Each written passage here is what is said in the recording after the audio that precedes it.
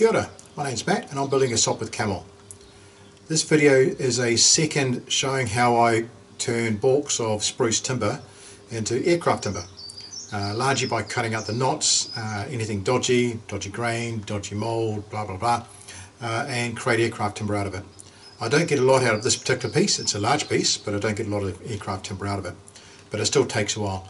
In all, the videos represents about 4.5 hours worth of real work, obviously sped up because you don't want to sit through 4.5 hours of what I did. Not that I mind, I actually find it quite therapeutic, quite fun. In a later video I'll describe exactly what to look for in order to get timber like this, which is stacked up here ready to use. Cool. Hope you enjoy the video.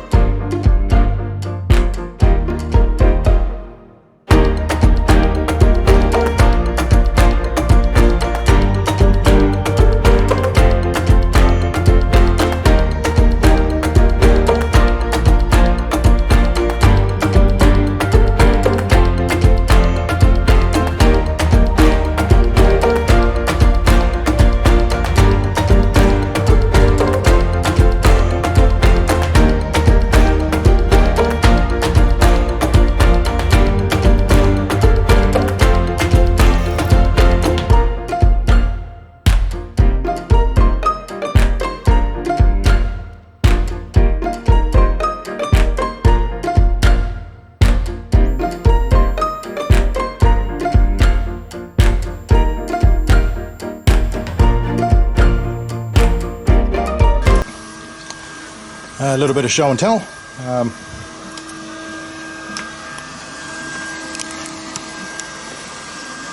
That's the piece I'm cutting at the moment.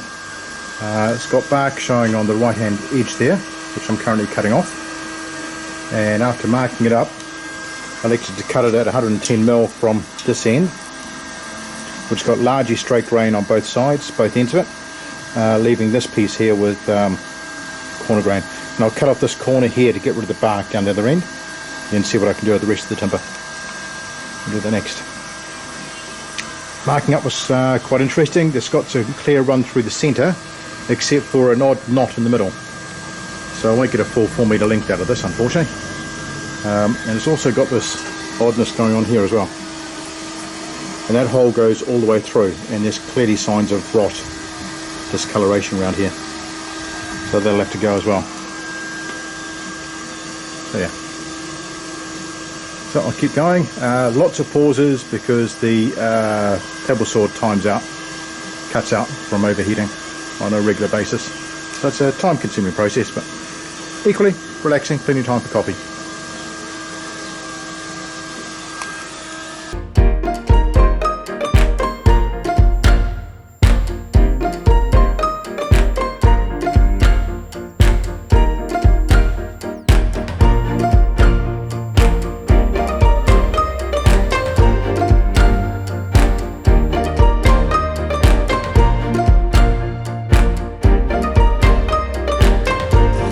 Right, another coffee stop.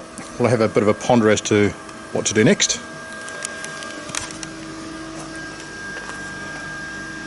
I've got this camera hooked up to a power lead because this battery's running low, so it's going to be a little bit awkward, but make it work.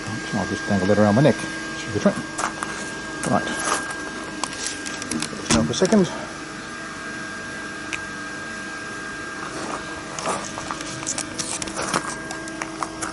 Right, we're looking at the other side of that dodginess. There's a big hole on this side, which you can see there. What I'm now doing is I'm just assessing roughly where that rot goes to, which is about where my thumb is, I think, roughly. Check the other side. Looks about right. And checking here, sorry you're upside down right now. Yeah, about there. So Normally I just get the saw straight onto this, and I'll do this in a linear process, but this time I'll mark it up, so we cut that off. It's a bit like I'll get something out of that piece, but we'll see how we go. Moving further along, we've got a knot here that goes all the way through, a spike knot, and this is the big knot I mentioned before. Obviously goes through on an angle here. So for the moment I'll ignore that and see how the timber goes. I'll probably ignore this one as well for the moment and see if I can cut that out. And if you can see it, there's 2 or 3 more up there as well. I'll just check the other side of it. Oh yeah, this one goes a fair way in, which is a pity. Might use that as my datum point.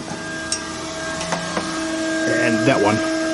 So I'll cut those 2 out, which will give me that width. And the ruler is, where we'll put the ruler. If I find it. I'll leave you behind with the power cord for a second.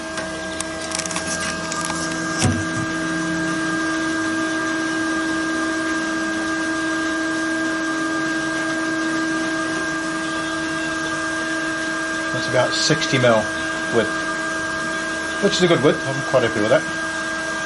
So I'll cut it down at 60mm. That catches the one behind the camera as well. Yep, it does.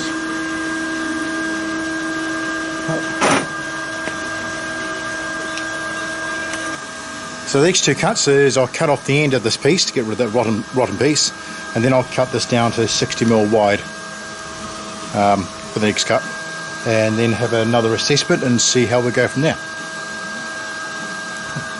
Put you back and you can keep on watching.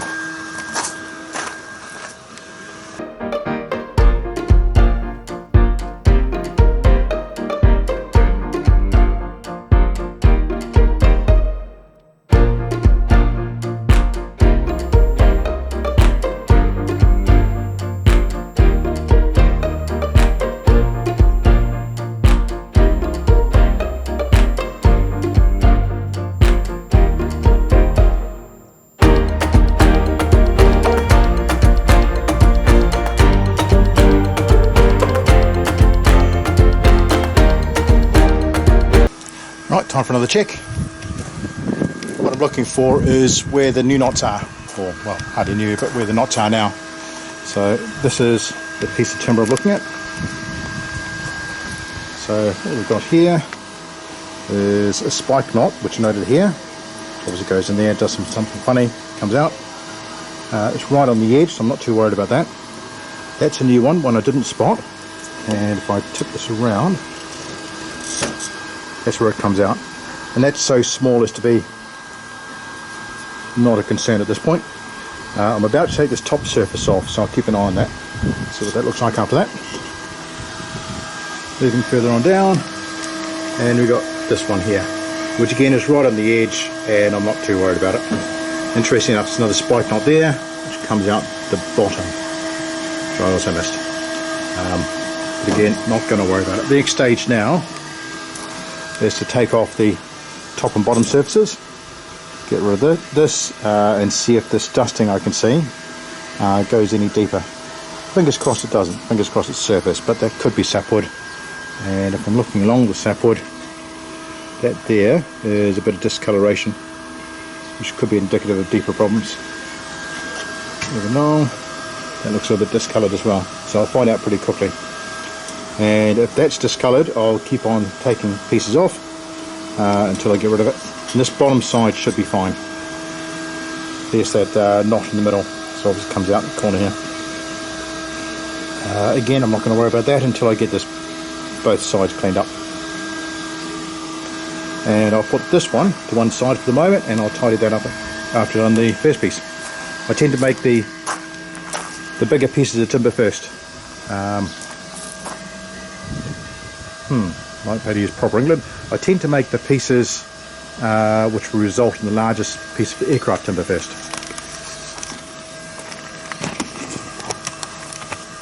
Go where the money is, so to speak.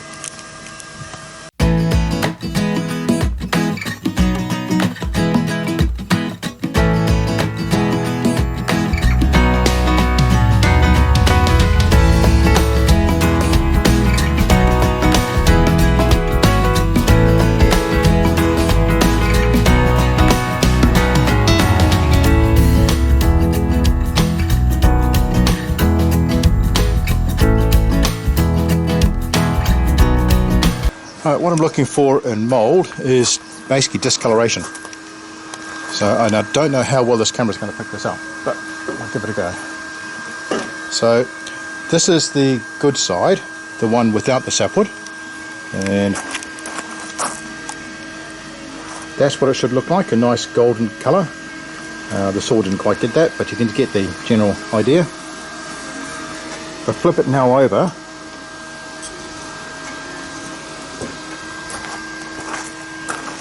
we've got a nice golden colour, but I don't know if you can see there's a dark shadow.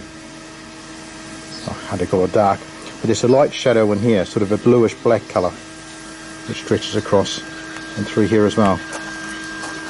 It's kind of hard to pick, and if you weren't being fussy, it'd be easy to miss, but I know if I leave that mould will more than likely just expand, and it's no good for me with an aircraft timber anyway. I'll just slide this down a little bit. It's a little bit awkward doing it one-handed.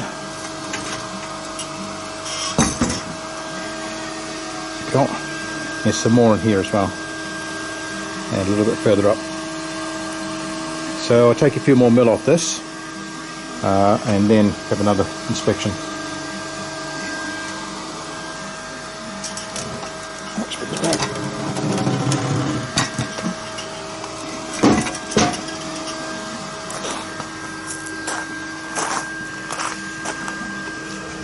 One of the things I tend to do when I'm cutting timber like this is I try and use the same reference point surfaces for being against the bottom of the resting its saw table. So if this face was used to cut this side, I try and use this face to cut this side as well. The saw is not square, it's close, but it's not perfect. It's not like using a jointer, but at least that way I've got reasonably parallel sides. If you constantly turn the timber, you'll end up more than likely end up with a parallelogram as opposed to a rectangle. This way at least that side's flat, these two sides are square to that one approximately, and this one hopefully will be near enough to that, so I've got reasonable dimensions. That'd be why you saw me awkwardly spinning this around, so I can keep that side flat to the table.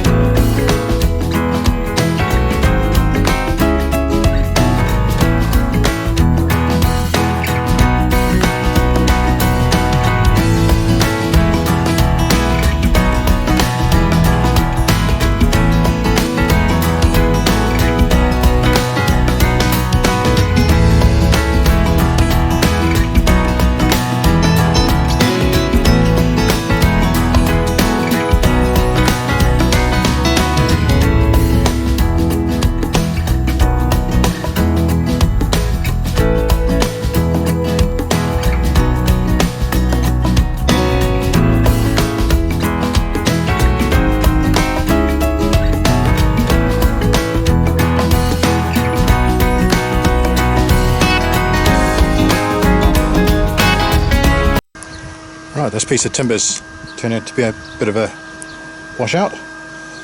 What I'm finding after having taken several slivers off is we still have markings there, which is right on the edge, here, here, here, it's all staining, and further up and all the way along. What I think's going on is, if we look at the end grain, you've got staining up to that ring there, and I think it's coming all the way across, and if I flip this to one side, you can also see staining going on here, here, and further up as well. So I'm going to change tack on this piece. What I can do instead is I'm going to chop it off at about there, get rid of that sapwood, and I'll square it up, and I should be able to get about 35mm by 35mm square, and chop off these parts down here as well. So I'll end up keeping that chunk in the middle and square up the ends, and I'll see how that goes. I'm in two minds as to whether to cut it off at that knot in the middle, which I might do. I might just mark the sides I want to chop off. Let's cut off the knot in the middle, which is this one. So I'll chop it off about there on either side, and then work on two smaller pieces. and see what I can get out of those. It's a voyage of discovery. You never quite know what each piece of timber is going to hold.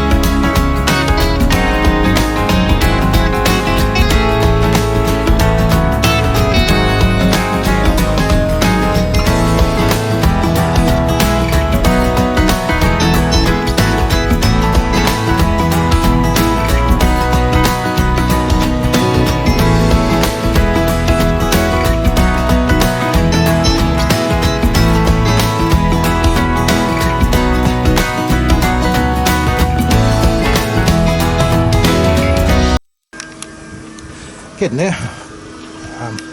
This stick's looking much better. I'll show the good part first. Whoop. It's scary seeing my face that close. So this is looking a lot better. Nice golden colour, no sign of staining. Until we get down to this end, where we've got the staining here. Well, what I'm going to do, rather than cut it down further, a little bit of staining there as well. Rather than cut it down further, that's 35mm, which I think is about 1 3/8 of an inch. I'd rather keep it that thick and shorten it, so I'll chop it off about there. Get rid of the dodgy stuff. And the rest of the stick's looking pretty good. So that's the first stick out of a 10 by 3 inch piece of timber. It's only taken about 3 hours. So get stuck back into it and I'll work on that one next.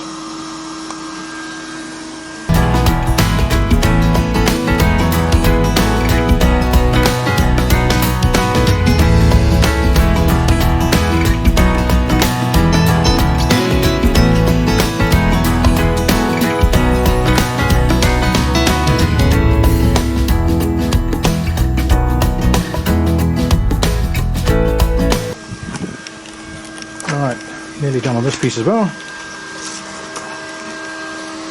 So, looking down the length, it's looking pretty good. There's a knot here.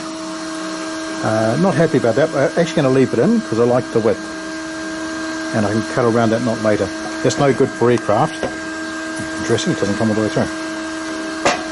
It's no good for aircraft, but that might be useful. Equally, that might be useful. I'm happy to leave that. Moving a bit further down though. And you can see here where the grain opens up.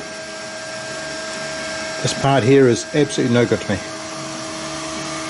And you can see it on the other side as well. So nice tight grain opens up. That's no good. So I'm going to cut it off around about there and shorten it, and that'll become firewood. And that'll be the second stick done. And just about time for lunch break.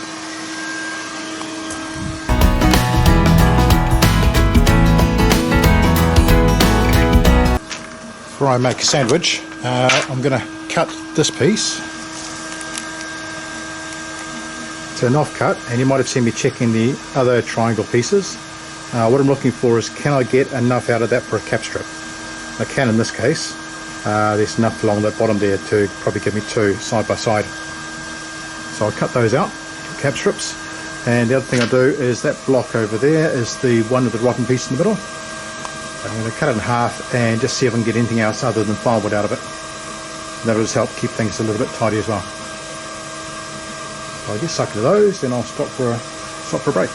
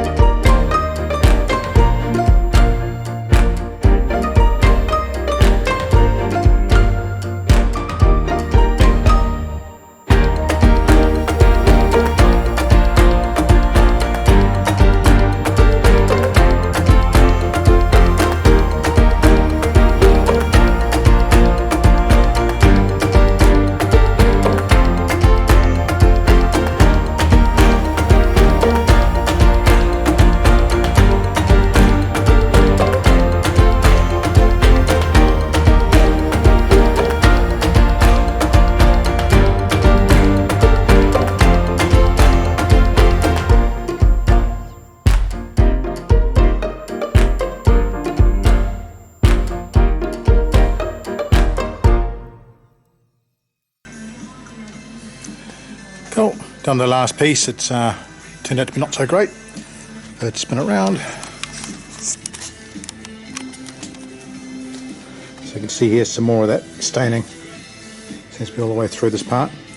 And I could try and cut it out, but flicking it over, got some good grain here, good grain here, and at this point it starts sloping away quite radically.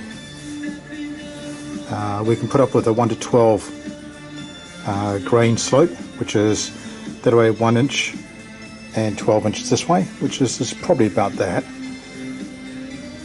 but I prefer better, and I've been getting better, so I'm going to chuck this piece away. It's not been worth much. So with that done, that's that entire piece chopped, and from that I have a pile of firewood which I've yet to chop. Take me another half an hour to do that. Half a bag of sawdust, and about 5 sticks of varying lengths. Now when you compare it to this piece of timber here, which is basically what I started with, give or take, is missing a corner. It's not a heck of a lot for 4.5 hours worth of work. Might try and get a better visual on that. This is the last of the 10 by 3 timbers. Try and do this one a little bit. Get a sense of it's quite wide compared to most of the other timbers. The one I've just cut was literally the same cut as this. It had a corner, curved corner around there with bark on it, which didn't help its cause at all. But out of the previous one, the cut timber you see on top is what I got out of it after 4.5 hours worth of cutting. Plus a big pile of firewood. Don't know if you can see that in the shed, probably can't. Might move a bit closer.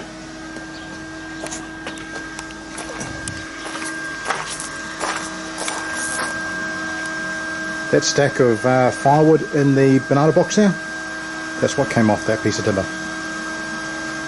So I'm going to get started on this next one. I won't record it, but yeah, you can see not all timbers are created equal, not all of it's getting great timber out of it. But it's still got to be cut up, because if I don't cut it up, I've got to keep it in the shed, and that's just painful. So back into cutting out the knots and the crappy grain and the sapwood, like on here. Hope you enjoyed the video. If you have any questions, chuck them in the comments and I'll answer them best I can. Cheers!